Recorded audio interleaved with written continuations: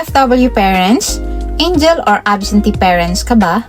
Raw Talk ito para sa mga Pinoy moms and dads abroad. Unang-una, ito yung mga angel side natin bilang isang magulang. Bakit hindi ka absentee kahit wala ka?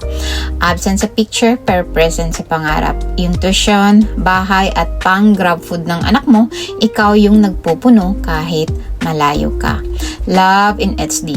Daily video calls, surprise Lazada deliveries, at anak, kamusta yung test mo today? Messages, ito yung mga modern parenting.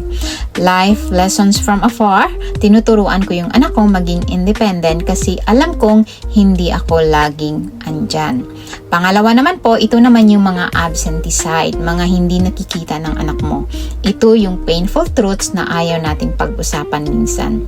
Miss Milestone, nakita mo ba yung unang hakbang niya sa Facebook Live lang?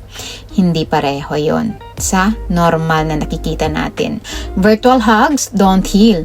Pag umiiyak ba yung bata sa gabi at sana nanay ang andito ang hiling, walang VPN na makakapag-reconnect nun. The provider trap. Akala nila pera lang ang kailangan, sino ang magtuturo sa kanila ng mga bagay-bagay na something private habang lumalaki sila. Pangatlo naman po, real talk, paano maging present kahit malayo ka. So, practical tips for distant parents. Unang-una, memory box system. Magpadala ka ng maliit na regalo every month like socks, stickers, and letters na isisave ng anak mo sa box. Pag uwi mo, sabay kayong magbubukas.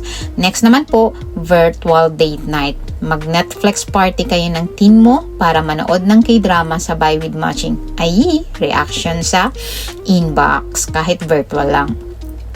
Assign proxy parents. Dapat may tito or tita na magkukwento ng childhood stories mo para kilala ka ng anak mo beyond remittance. Pang-apat naman po, voice of the kids. Ano ba talaga yung mga nararamdaman nila? Based on real interviews from age 5 to 10, bakit si mama nasa tablet lang? For teens naman, okay lang. Gets ko naman, pero sana kasama ko sa graduation ko. Adult kids, ito yung nasa isip ng mga adult kids natin. Ngayon ko lang na-realize gaano ka pala naghirap. Panglima naman po, hardest question, worth it ba ito lahat? So, no filter answers para dito. Oo, kung pamana mo by choices. Para sa anak mo, hindi na sila mapilitang umalis tulad mo. Hindi kung wala ka nang kilala sa sarili mong pamilya pag uwi mo.